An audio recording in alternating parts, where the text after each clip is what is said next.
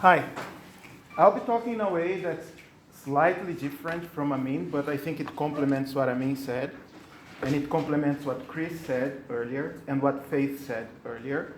I think we're sort of very much connected in the ways we talk. I changed the title a bit.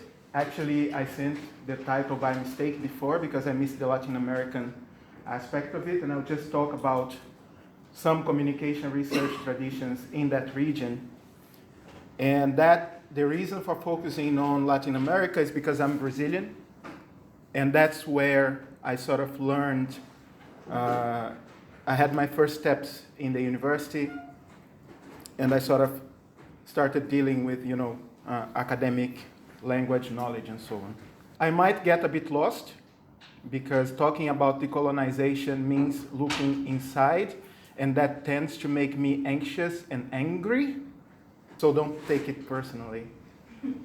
It's not about you, really. But it's also part of, building knowledge and everything. So my point at the end will be that this process of looking inside as a person whose life has been shaped, including my presence here, by colonization, is a very tricky one. But I think it also serves, if you think of me as a colleague, as ways of you yourselves, white, non-white, thinking about your relationship with academia as well, considering that this is a space of lots of power in different ways, as Amin was talking about. First, let me introduce myself. My name is Leonardo Custódio. I have no idea where my last name comes from. My name is the first sign of colonization in me that you get. It's a Portuguese name, and what they say to us as we grow up is that these names come from the owners of the farms where our ancestors worked. So the name I'm very proud of building now as an academic comes from a slave owner. So colonization is here. I was very inspired by Chris' talk about her family roots, and while she was speaking, I was listening and making my own. And this is where I come from. So these pictures are of different moments in my life. The only part where I know that I'm absolutely colonization-free is the first picture here. Not because it's not there, because it is. If you see the clothes, if you see the hat, if you see the tiles on the wall, it's there already. But that means there, probably it was there, but I don't remember. So I just think that, well, at least at some point in my life, I was free from it. By the way, there is a plot twist in the end. I like these pictures because they remind me of my family. And you can see in my family there are different shades of people. There are white people, black people. Brazil does that to all of us. There are people who are very progressive, like my cousins. There are my friends who voted for Bolsonaro. So it's all there. But what I think is worse is not in the picture, is that when I entered, I was going to say that when I entered the university, but it's not. When I entered the school system, the first message that I got from the school system in Brazil is like, if you want to be somebody, you have to give up all these. That's colonization for you. If you want to be a doctor, you can't behave like your cousins. If you want to be, say, a teacher, you can't behave like your male cousins. If you want to be a person that rises in life, you can't speak this language they speak when they are on the streets playing football. The school told me that. And I'm not talking about the first grade. I'm talking about kindergarten. It's there. And I think in this way, I'm also trying to relate with the question of the colleague behind when he's talking about identity politics and how that defragments the class struggle. It's all there. I'm very much involved in class struggle now. And I just came to class struggle because of identity politics. I wouldn't have been politicized as I am, as you will see, if I hadn't first learned that I'm black and not white passing black person, as we tend to grow thinking in Brazil. So I think the worst part in this is giving up the family, thinking that your cousins are dumb, thinking that your sister is not smart enough, thinking that your parents are not behaving well in the public spaces where you think they should behave better properly. When you study English in Brazil, you are thrown into a white world. The lessons are about shopping malls in Miami.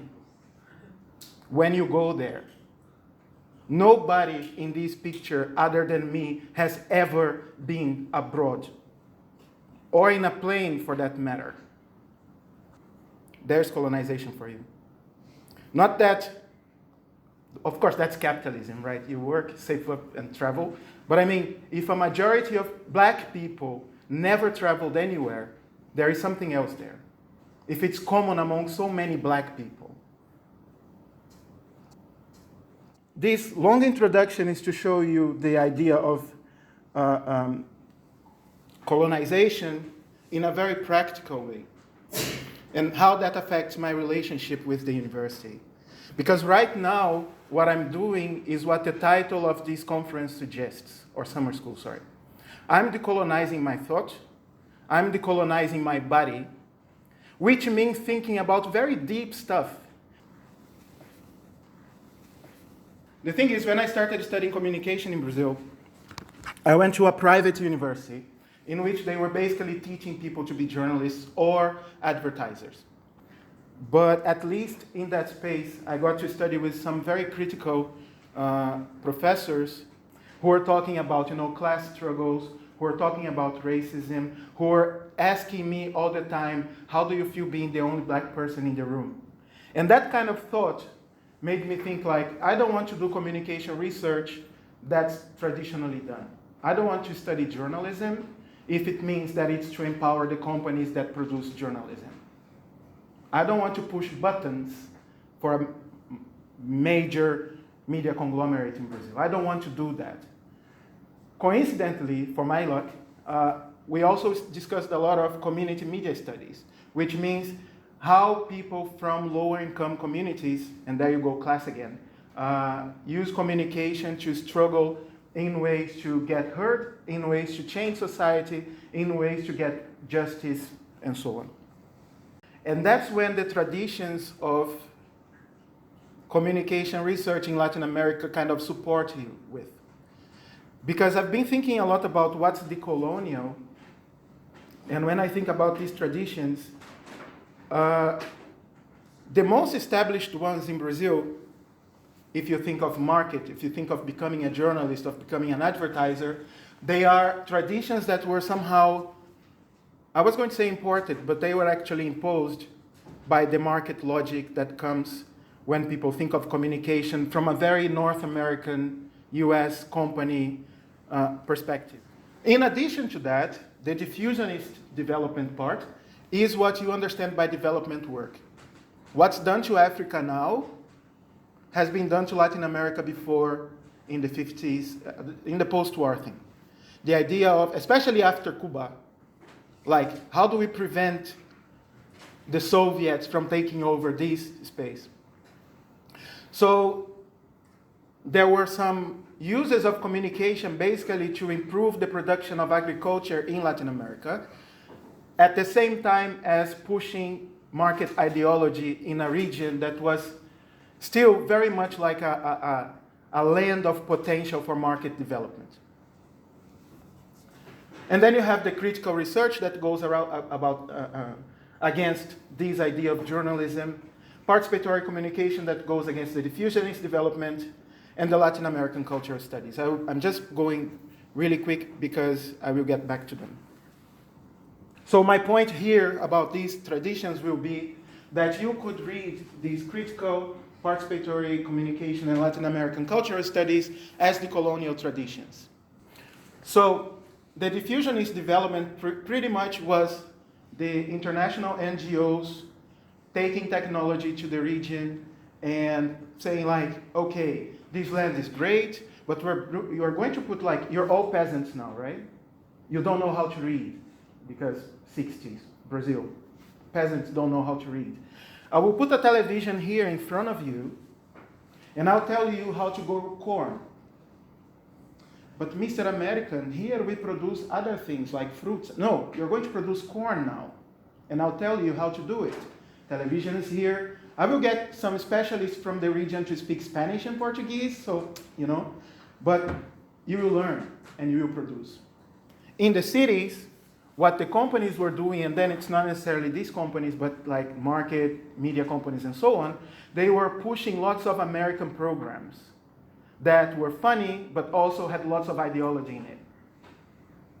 For example, we got the American canned sitcoms that would make jokes about how communists are evil. So basically, like, don't look at Cuba, look at us. And that was in partnership with the dictatorships of the region. So there's a long history in that, so I'm not going into that more historical thing. But basically, there was a strategy, a geopolitical strategy of control of the region through communication that was represented in these. And like I said, they connected with some local agents for development and trained them to do that work. The thing is, some of them rebelled, right? They rebelled. They said like, no, we're not going to go through with this, because Latin America in general has also a very strong tradition of resistance in so many different ways, from indigenous people to enslaved people, even from elites that somehow connect with the movement. So some scholars were with that vibe, and then instead of following the diffusionist thing, they created something else. They spread different kinds of like centers for communication studies in ways that they would criticize what was happening in geopolitical terms, and also come up with solutions of development that's meant by us for us. We can talk about them later, but basically like these would be examples of decolonial traditions of communication research. And I was super excited when I learned about them. I learned about them when I was already here starting my master's studies. So for me it was really nice as I wasn't colonized. As a person who comes from a colonized environment forever, to be in a place of predominant whiteness and be able to speak stuff that's more familiar to me than to what people were sort of expecting from me as a master's student here. The thing that was for me more relevant, that has sort of affected my work to this day, is participatory communication as it was developed in Latin America. So the challenge that these Latin Americans did, it was like nothing absurd, crazy. They just said like, peasants have knowledge. How do we work with them in respect to the knowledge they have? The revolution was there, acknowledging the agency and the knowledge of the people who the developers from outside in consider to be inexistent. Now, what kind of works did they, first, what inspired them to get these ideas? Some communication processes called comunicação popular, popular communication, that happened in the region already before the scholars arrived. So if you think of Radio Sutatenza in Colombia, it was, okay, there was a connection with the church and so on, but basically it was a village radio station that became a public a policy and expanded in different cities in Colombia, basically to communicate different issues that weren't communicated in mainstream commercial media of relevance to local communities. There was also the Radios Mineiras in Bolivia that communicated pretty much like uses of communication for self-mobilization and work against the exploitation of the mining company owners. So all these came by people, like by workers. And then scholars looked at, oh, good idea, let's theorize that and develop more. But how do we do this conversation with the people, the peasants? Then there was him who created the pedagogy of the oppressed and all these methods to communicate, to develop methods in ways that you do pedagogy in respect to existing knowledge. So it's all connected. It's all in the same, more or less, time. And if you think of the dictatorships in the region and exiles and so on, they were actually physically meeting in exile. So Paulo Freire influenced a lot of these participatory communication work. One example of these works is the Cassette Forum in Uruguay. Basically, what was the idea? Villages were producing stuff, but they wouldn't communicate with one another. So they came up with the idea that, okay, if we use the cassette tape recorder, we can have people deliberating in one village on side A. We take side A to another village, they record the side B, then you go somewhere else, listen to both sides, summarize everything in side A, take to both places, and then you sort of create a sense of community building, working class, peasant resistance through exchange of knowledge that wouldn't be possible otherwise because people didn't have phone landlines. And then there are the cultural studies in Latin America, which was pretty much influenced by the cultural studies in Europe. But the twist in the Latin American case is that the idea of mestizaje, or as we call the idea of like the mixing of races and traditions and popular culture and everything, it created something new. And to understand Latin America, or the different aspects of Latin America, you would have to look at those things that only happen in Latin America. So how, for example, advertisement is influenced by indigenous culture. How indigenous culture is influenced by advertising. How this clash of civilization sort of affects the formation, the cultural formation of the region. Now the plot twist. I started saying that I'm colonized since birth, right? And I'm going through my process of decolonization, which is very painful, very hard, and it also sort of forces me to think of my own heroes. So when I describe these decolonial traditions in Latin American studies, they are very important to me. They have shaped my work. But the thing is, when you start decolonizing your thought, you want to decolonize everything. How decolonial were these traditions really? These people who are really important to me, including Freire, how decolonial were they? And then I started looking at my own slides because I prepared this presentation 6 years ago. What's the problem here? Yes. There is no indigenous Latin American author in the traditions of they don't talk about decolonial, like they don't identify these as decolonial. I'm just saying that it sort of could be. But still, some people look at them and say these are decolonizing the communication studies and so on. There is no indigenous writer. There is no black writer in the roots, in the founding figures of the field. There are black and brown bodies, there are indigenous bodies, but they are here, nameless, in the picture to illustrate the work that those beautiful, wonderful people did. Even if they created the fucking idea, sorry, recording people, their names are not there. The name that we remember are not their names. Maybe after this talk you will remember my name.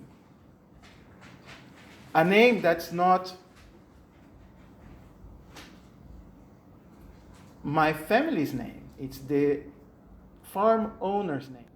So think of what this actually means to you as Amin was saying, and how it affects your work.